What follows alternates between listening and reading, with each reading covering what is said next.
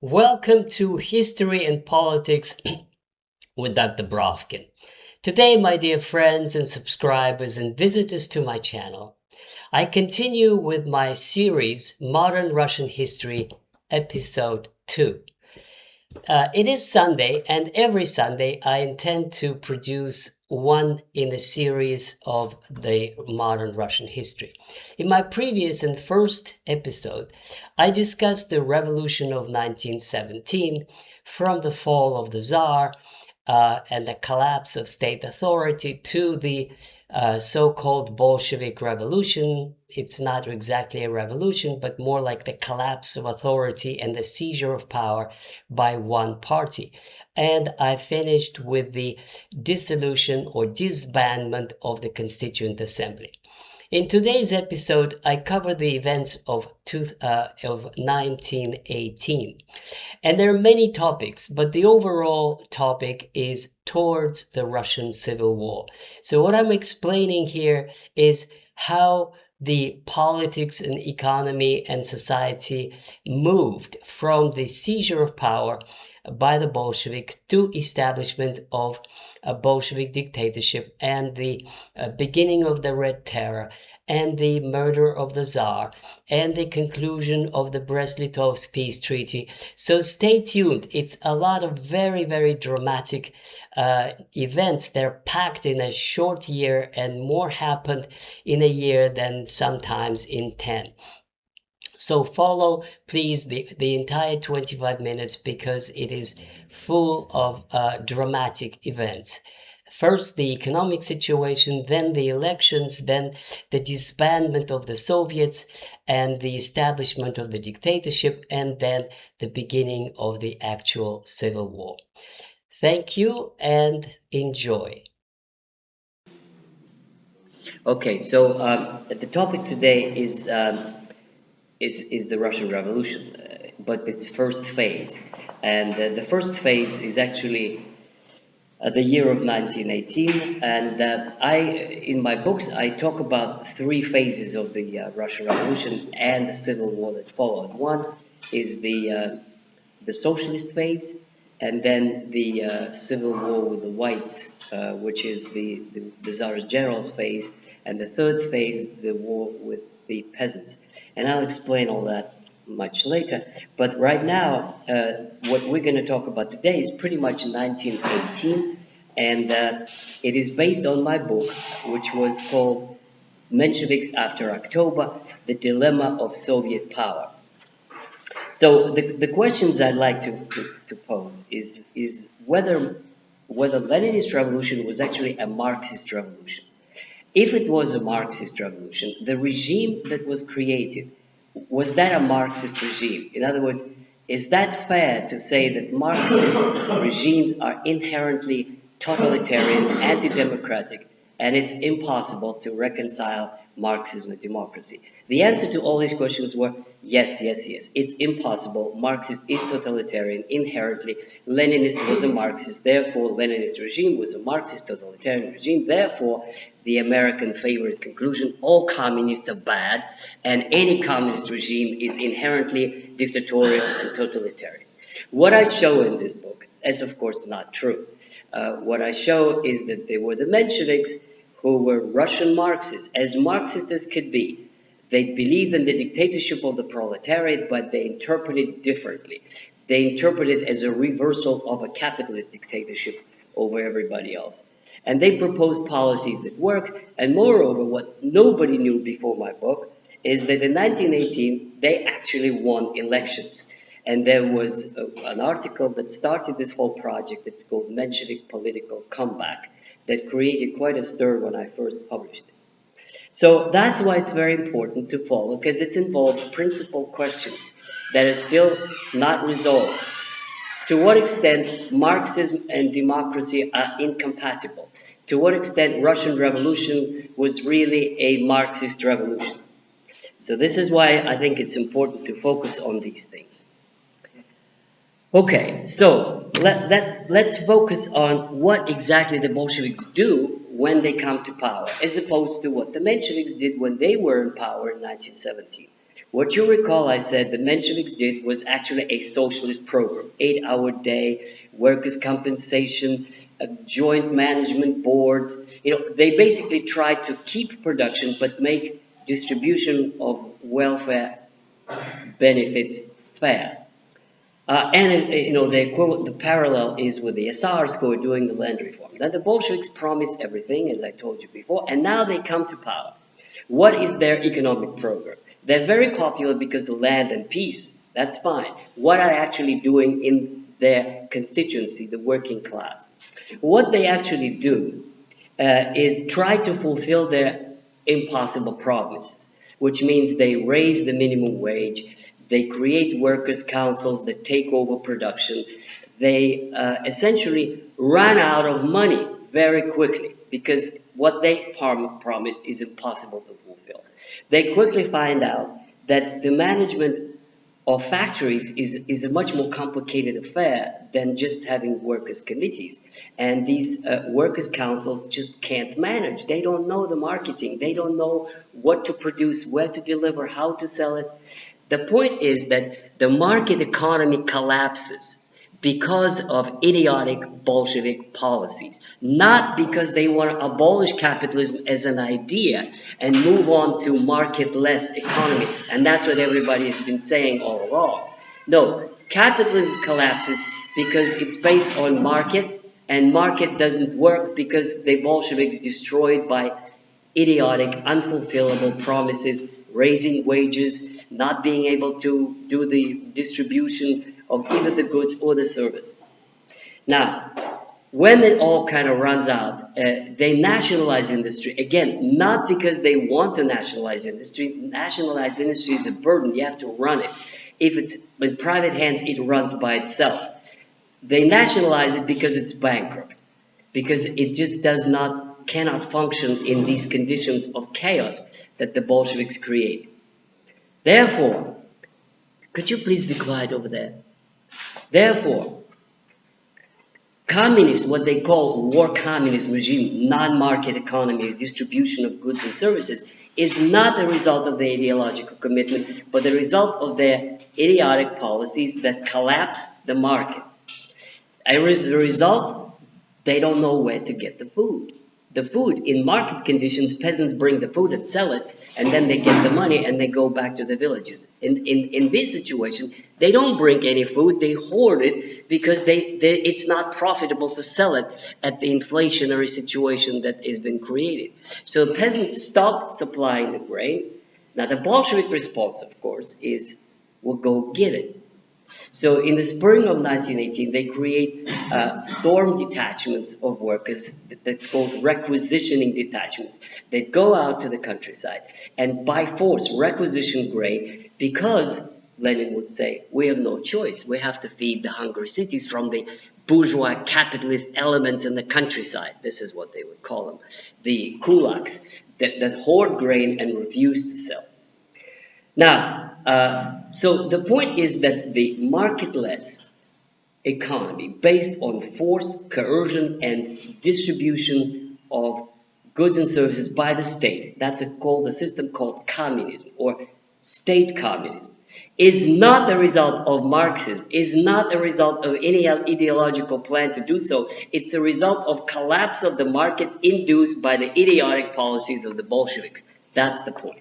Now, in this, I totally agree with the Mensheviks, who basically say in their electoral campaigns of June, April, May 1918, the Bolshevik economic policies are a disaster, and we told you so. We warned you that they're going to be disaster because it's unfulfillable, because it's poor management, poor planning, and essentially policies that are suicidal in the end for Russia. And the point is the workers listen, and the peasants listen to the SRs, who said, now you have great requisition. You wanted land and reform. Now, we would have given you land reform. These people, all they do is take your money for free. They are parasites, urban folks who rob the peasants. That's the message of the SRs. As a result, this is something, again, nobody knew before my book. In 1918, the Mensheviks and the Tsars begin to win elections to the Soviets, to the workers and peasants and workers' councils. They are winning back. Now, that terrifies the Bolsheviks, of course, because they just don't know what to do and how to fight it. By June 1918, in my data that's in the book, the majority of city Soviets in European Russia, the Mensheviks won back the majorities of, and officially, this was the basis of political power, because the Bolshevik, when they disbanded the Constituent Assembly, they said, no, Constituent Assembly no good, because that's a bourgeois democracy. We're going to have workers and peasants democracy. We're going to have the Soviet democracy. We're going to have a multi-party system where the workers and peasants parties can compete. They didn't still have yet the idea that there's a vanguard party, that the one party is forever and ever. No, that did not appear yet. This is all in the making. They were still saying Soviet democracy is a multi-party democracy of socialist parties. And then they were losing not only the Dumas to the cadets and others, and to the Tsars in the Constituent Assembly, now they were losing elections to their competition, the working class parties. And the peasant party of SRs. Mensheviks and SRs were in alliance. So this comes, that brings us to June 1918, which I call the third coup d'etat. The first one was October 1917. The second one was in January 1918 when they disbanded the Constituent Assembly. And the third one is in June 1918 when the communists, the Bolsheviks, they're beginning to call themselves communists. It's interchangeable. It's the same thing. Expel the Mensheviks and the Tsars from the Soviets, which is called TSIK, which is All-Russian Executive Committee of Soviets, which is like a parliament. It replaced the Duma. So the motto of the loyal opposition, the Mensheviks, are expelled, just like that, expelled from the body that is a parliamentary body. It would be the same if Labour Party was expelled from the British Parliament, or it could be compared in a nasty way when Hitler expelled the communists and socialists from the Reichstag when he came to power in 1933. So the expulsion basically is another turning point. It goes next to another important event, which is the so-called left SR uprising. It's a complicated matter that would take a long time to express. But basically, left SRs were a splinter party of the SRs. They were more leftist. They were more revolutionary. They supported the Bolsheviks. They were in coalition government with the Bolsheviks in this time. But they couldn't agree to the peace treaty with Germany, and they rebelled. So that means we have to kind of step back and explain what is this peace with Germany. So basically, when the Bolsheviks seized power, they invited all the allies to peace conference to start peace negotiations. The allies refused. They wanted to continue the war. Well, in that case, Lenin said, fine, we're going to do a separate peace with Germany. And they started these negotiations. Trotsky was in charge. It went on for a couple of months. And finally, the Germans resumed the offensive in January 1918. They moved another 200 kilometers into Russia. The Bolsheviks capitulated and said, okay, fine, we're going to sign whatever. So the peace treaty was signed in the city of Brest-Litovsk, which is the border between Poland and Belarus today. It used to be the border between the Soviet Union and Poland, or between the Russian Empire and Poland, but Poland was a part of it. Anyway, Brest-Litovsk is a very important border town. They signed peace treaty, according to which Russia loses the Baltic countries, Belarus, and Ukraine. It's pretty much the way it is now, actually. One could even say that the Germans won World War I because the current border of the Russian Federation is exactly the one agreed upon in Brest-Litovsk peace treaty. Estonia, Latvia, Lithuania, except Belarus is Russian ally, and Ukraine are German sphere of influence. That's exactly how it was formed, and that's the way it is today. But in any case, the Russians, the Soviets sign it, and peace is established.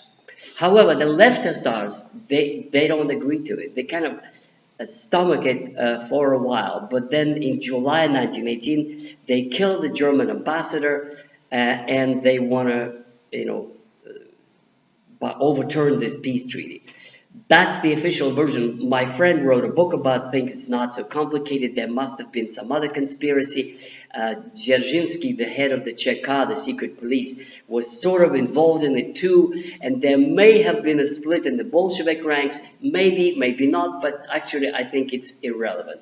The point is that from July 1918, you have a totally new situation. You have no longer multi-party Soviet system. It's gone. Which existed. You no longer have the power of the Soviets. The Soviets ceased to exist. You have one-party dictatorship of the communists established. This is very important. From that point on, until the end of the Soviet regime, you have a one-party dictatorship in the name of Soviet power, in the name of Soviet democracy, in the name of competition, which doesn't exist anymore. To make things even worse, in September 1918, the SR woman tries to assassinate Lenin. She shot him, he was wounded, and that really pisses off the Bolsheviks into a frenzy, which is called Red Terror. So September 1918 is official Red Terror. I say official because there was also unofficial. But official Red Terror is when the secret police called Czech, led by Dzerzhinsky, they basically start wholesale murder on the model of the French Revolution. They basically seize people in their homes, especially the aristocrats. The approach is not to establish somebody's guilt. This is the new approach that would be used in the 20th century. The approach is class approach. They arrest people not for what they did, but because of who they are and what they might do. So if you are a Tsarist official, you're likely to be sympathetic to the Tsar, therefore you have to be killed. So they arrest all the Grand Dukes and all the relatives of the Tsar. Of course, the Tsar himself is arrested and exiled for the moment to Siberia. I'll come back to the Tsar in a minute. And they kill members of the opposition parties. They kill Mensheviks, Tsars, trade union leaders. They kill cadets. It's actually thousands of people who are slaughtered in September, October 1918. And of course, I should have said from the very beginning, in July 1918, just at the heat of all these events, there's a murder of the Tsar in July 1918. The actual Red Terror starts with this. The murder is well described, well known. Basically, he's kept in Yekaterinburg under house arrest. And then the Bolsheviks are terrified that the enemies may seize power in Yekaterinburg. And indeed, there are some rebellions I'll come back to.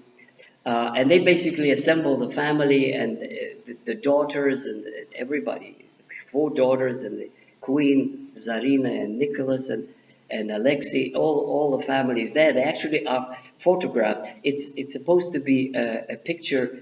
They're all assembled and set in front of the camera as if they're going to take pictures. They did take a picture. And right after that, they pulled out the guns and shot them with a kind of a bloodbath. So that's a very dramatic story. But there was no trial. There was nothing. Not even a pretense of the trial. It was one of the worst things that actually is on the conscience of Comrade Lenin, this murder of the Tsar. Now let's get back to the story as to what is the response of the Mensheviks and the Tsars to expulsion from the Soviets. So usually in books, especially Soviet books, and many of them mimicking in the sympathizers in the West, they say, well, the civil war begins and the whites, the Tsarist officers, begin to fight against the Soviet regime. This is totally not true. The result, of course, the way it actually happened is that the Mensheviks and the Tsars, when they saw that there's no more legal opposition, when they saw that they'd be expelled from the Soviets, the Mensheviks and the Tsars raised the banner of resistance, and they raised an uprising in the Volga outside of central Russia. They form a committee which is called Komuch, which in Russian is an abbreviation for Committee of Constituent Assembly.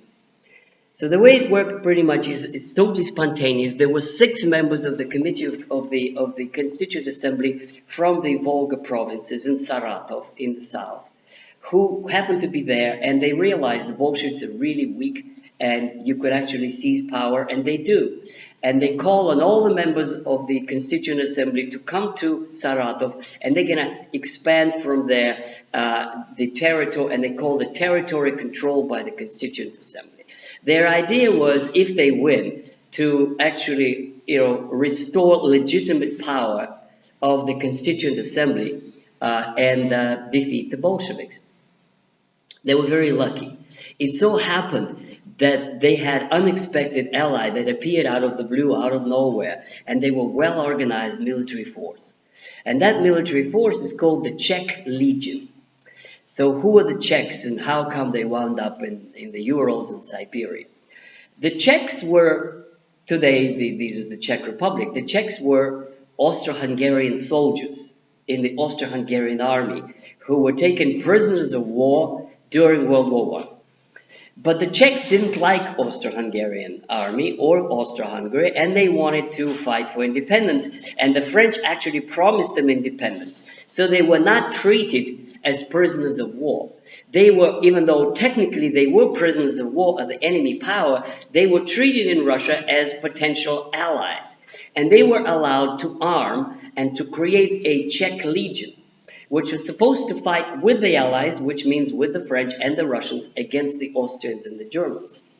So that's the way it was in 1917. They were well-armed Allied army in Russia fighting the Germans. Then all of a sudden, the Russians conclude peace treaty, the Bolsheviks control peace treaty with Germany, and the Germans are demanding to disarm the Czechs because they fear them. That the Bolsheviks comply. They say, okay, fine, we're going to disarm them. So Trotsky comes to the Czech Legion and says, we're going to be disarmed. Well, instead of being disarmed, they disarm the communists and they rebel. And they basically have to rely on some Russian authority, and they link up with the Committee of the Constituent Assembly, and this is a perfect match because they both want to resume war with Germany, they both want to fight the communists, and they both want to, fight till victorious end in World War I.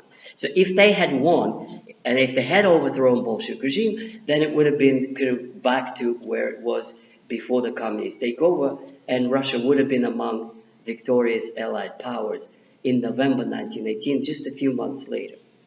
Were they successful? Yes, extraordinarily so.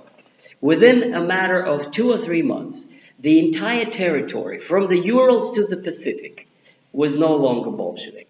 It was under the rule of the Committee of Constituent Assemblies. Absolutely extraordinary. But at the same time, it's not that extraordinary because that is peasant Russia. This is it. It's not St. Petersburg and Moscow. This is the millions of peasants who are there and who support the SRs. And all you had to do is just organize them, give them a push. And then what really made it happen is that there were 30,000 well-armed, disciplined Allied troops in the face of the Czechs. So Komuch makes amazing advances, and its territory is spreading, and at the highest point of its expansion, it even seizes Nizhny Novgorod, which is the Volga area. And there's an uprising in Yaroslavl, also in July. So it's just really coming very close to the heartland of Russia in Moscow. And of course, they're dreaming of taking over Moscow and kicking off the Bolsheviks and rejoining the Allies and winning World War I. But it was not going to happen. The Frontline this is what I call the beginning of the Frontline Civil War, as opposed to other kind of civil war we'll talk about later. Frontline Civil War begins in July 1918 with the communists facing Komuch, Committee of the Constituent Assembly led by SRs. So they're kind of like retreating a little bit, but they're still holding the line pretty much along the Urals by the fall. And then, of course, extraordinary events happened in the fall. The most extraordinary is the 11th of November 1918, the end of World War I. The Germans are finally defeated, they're no longer a threat, and of course this changes the complete constellation of political forces in Russia. The event number 2 that is equally important for the Bolshevik regime and for the course of the Civil War is that also in November 1918 there's a coup d'etat against Komuch, against the Committee of Constituent Assembly, by a general, or actually an admiral, Kolchak. His name is Kolchak. Kolchak is a bloody dictator on the Latin American style. I mean, it's basically as soon as he overthrows the government of the Constituent Assembly, where he was a minister of defense, there's a multi-party coalition. The socialist revolutionists did not want to have a one-party regime. They wanted to have a kind of center-right coalition of all non-Bolshevik parties, and they gave to a Tsarist official a minister of defense position. And of course, when the coup d'etat happens, they were all arrested and shot, and then there were shootings and hangings of socialists all over Siberia. The British were really very much behind Putin Kolchak, and he was supposed to be their stooge. And this is why, in a sense, his dictatorship failed in the end, because Russians didn't want to have somebody who is manipulated by the British. He had very close ties with the British, and his dictatorship was pretty vicious. It was on the par of the communists, hangings and killings of socialists, right and left, restoring the whip and the hanging machine. So that is the end of the first stage of the Russian Civil War. You basically have the communists fighting the socialists losing, one-party dictatorship, Red Terror on one side, and the Kolchak dictatorship and White Terror and killings on the other side. And Russia divided pretty much in two halves. From Siberia to the end to Pacific is the Kolchak dictatorship, and central Russia is under the hands of the Bolsheviks communist regime. And then Ukraine was occupied by the Germans, but then at the end of 1918 they withdraw, and we have a new situation.